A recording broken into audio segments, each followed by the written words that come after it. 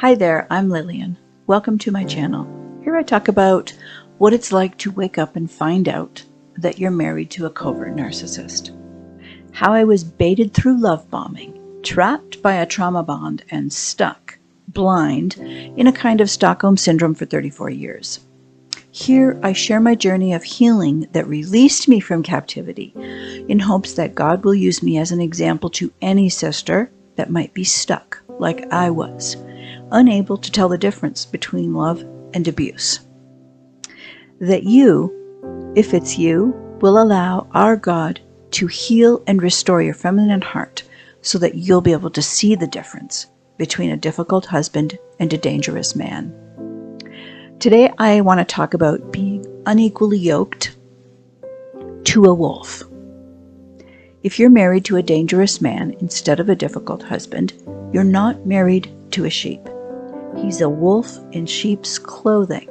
You're married to a covert narcissist, a toxic human that orients from Satan's camp, not the Holy Spirit. You're tricked into thinking that you're in a partnership of friendship and collaboration, building a one-flesh marriage, both of you living for a greater gain in the future. But what you've been experiencing is parasitism, a relationship in which one person benefits at the expense and equal ratio to the loss of the other person. It's the opposite of equally yoked, a true one-flesh marriage, where there's interdependence, reciprocity, and goodwill towards each other. There's honest and vulnerable communication, and fairness and fun. It's not perfect by any stretch of the imagination, but there's a maturing synergy developing that is a reflection of Christ and the body. You just didn't realize the truth when you got married. If you married a wolf in sheep's clothing, you are orienting from different points. You play the game of marriage like you're actually on the same team, striving for the same goal, equally working for something outside of the both of you that's bigger than either one of you. You're both reaching for God. The wolf sees the relationship as a competition of conquering you, not a collaboration with you. His goal is himself, and the competition and steady conflict is him changing you so that your goal matches his. He wants your priority to switch from God to himself. He sees himself as the end game result. Deception's not new. It's been in our history since the beginning of time, but we need to see it from a different perspective. A picture that's bigger than the myopic view that we presently see through. We can't guard our feminine hearts if we don't see the truth of what and the reality of who we need protection against. The reason we can't accurately see, the reason for the confusion, is that whenever we hear teaching about deception, it's always taught, well, first, it's taught in a vacuum, and second, it's always taught from the position of the dangers of being the deceptive one, and how that can lead to sin and destruction. And that's certainly true. But it's never presented in its purest form, because if we're going to stay within the realm of truth, that means that wherever there's a deceiver, there's also a receiver of the deception. The predator who roams is looking for whom, not a what. A whom is a person. He's looking for a whom to devour. He's looking to deceive and devour you. So the ones with all the power and the authority over the flock, instead of truly guarding, guiding, and feeding the sheep and the lambs in a real personal way, the way Jesus set the example of, they just arbitrarily present the idea of deception playing a role, and it's sanitized, so the reality of the nitty-gritty grime, muck and mire, the ugliness that a wife lives her life in, when there's a deceiver right in her own home, that's ignored. What does it mean to be unequally yoked? Don't get stuck with an unbeliever. Don't be paired, coupled, fused, obligated, or otherwise bound in any kind of permanent or legal entanglement.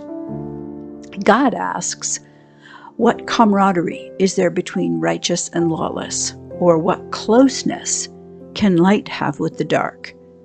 And what harmony does Christ have with Satan? Or what portion can a believer have with an unbeliever? And finally, what agreement does the temple of God, you, your body, any part of your body, your mind, your heart, or your soul, have with someone who worships an idol? The answer is nothing. So couldn't we logically ask, what relationship, closeness, and harmony can a sheep have with a wolf? And the answer is the same. None. A healthy relationship isn't possible if you're bound to a wolf. You just don't know it yet. When I got married, there was no God on the horizon. We were both unbelievers. But that didn't mean that the truth wasn't still the truth. I wasn't saved yet. God knew I would be, and He knew that Dean wasn't a sheep like me. He knew that Dean would never be saved because he was a wolf. What do you do with that? Where do you let that knowledge land inside you? What do you do when God Himself puts you in a position of being unequally yoked? He knew my conversion date. He knew that I was going to conceive first, then get married, before He was going to open my eyes to being chosen. What about you? God knew about you too. All of it. He knew you were a sheep that married a fake sheep. How do you fix that? The answer depends on where you land on another question. Should I stay or could I go? I'm not speaking definitively for anyone's situation or purpose. I want to share how God walked with me, healed me, and delivered me. I think y'all know that by now. So what do you do when you find yourself in the tension between stay or leave? Yes or no? The answer for me was I could leave, but I should stay. So I did, living in the tension for 30 years. But I was so protected by God, which I didn't even know until recently. It was about 12 years into it. I struggle to call it a marriage because it wasn't. So 15 years into it, that would have been, I would have been about 7 years old in the Lord. I started to ask God to kill him if I couldn't leave. Not very Christ-like, right? Lots of guilt over that.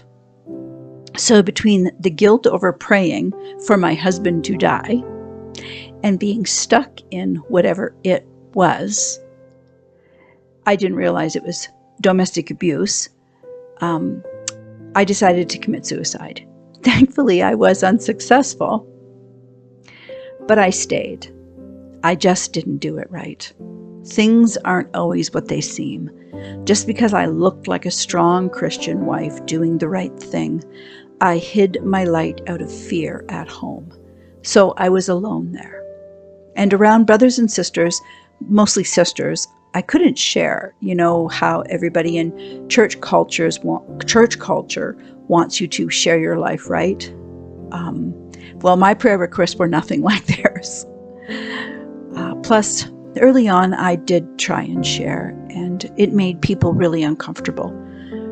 People were always speechless whenever I asked for prayer or shared what was going on in my life. So I learned not to share authentically and instead to act like everyone else, to talk like everyone else. You know it. If you're married to a wolf, you can't tell the truth of the life you live. There's too much shame. Like you somehow deserve what's happening to you. And people can't handle the truth. So I was fearful at home and fearful at church. Lonely, and isolated in the two places I wasn't supposed to be. Fear, lonely, and isolated are words that perfectly capture being unequally yoked. Add in confusion, a load of confusion, because there's an under-meaning to being unequally yoked that nobody talks about. When you say the phrase unequally yoked, there's an impression that comes to life in your mind. The impression's that an unsaved spouse is merely a sheep, but they're not awake in the Lord yet. That's the perception that's been cultivated over the centuries within all of Christendom. So, I believed it and embraced it. 1 Corinthians 7 says, if a woman has an unbelieving husband and he's willing to live with her, she must not divorce him, for the unbelieving husband is made holy by the wife. Otherwise, your children would be unclean, but as it is, they're holy. He stayed, so I stayed.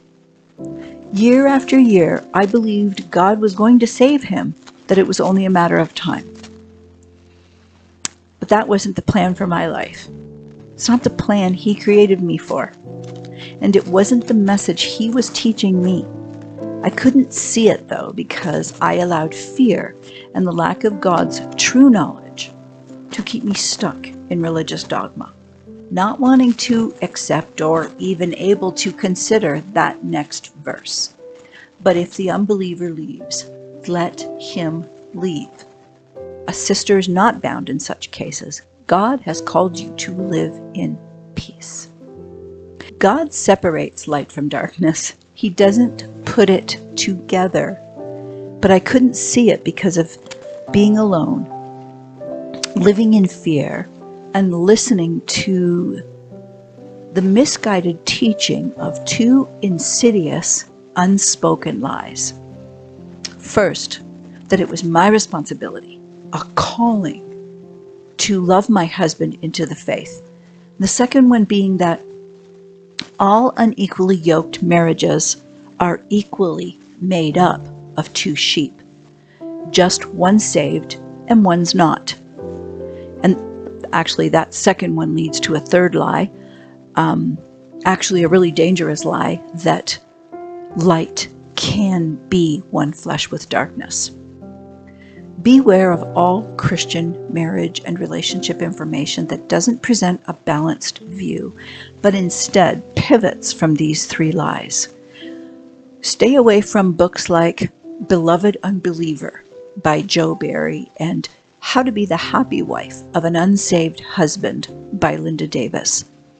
And especially these last two, The Excellent Wife by Martha Peace and Created to Be His Helpmeet by Debbie Pearl. These are all dangerous teachings.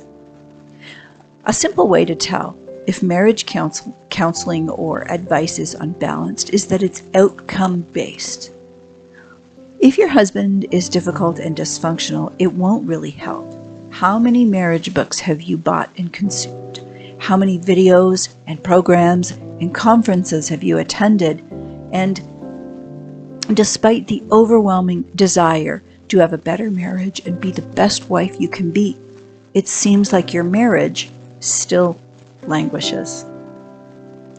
So unless you make a shift in yourself, a waking up, realizing paradigm shift, you'll just keep buying more and consuming more Christian teaching on marriage that tells you the same thing over and over again in different voices. You might not be married to a dangerous man, but your marriage will continue to feel mostly a series of routines to function as a wife. But as a female creature, you'll continue to feel unfulfilled as a woman as you experience growing hollowness as the years go by. However, if you're married to a wolf in sheep's clothing, this kind of knowledge, this repetitive, religious, myopic, incomplete teaching from Christianity that you keep mentally and emotionally ingesting year after year, it not only keeps you blind, weak, and unhealed, but it breeds your deterioration as the predator who masquerades as a husband consumes all of you. Please beware of the teaching you accept. Remember, false teaching sounds good. It seems right. You have to examine the results over time. Just look at all the Christian material and help we have. If it were true marriage teaching, why does the divorce rate match the world? Something's wrong with the teaching. God's intention for you in marriage isn't for His light in you to be consumed by darkness. That's against everything He says about light and darkness. So stop believing the lie that says you can love or pray the danger out of a person, and stop believing it's your responsibility to do so. God uses His love through us to wake up a sleeping sheep, but it can't change a wolf into a different species. If God brought an unequally yoked marriage to you, He will provide the way of escape. Your light will drive away the unbeliever.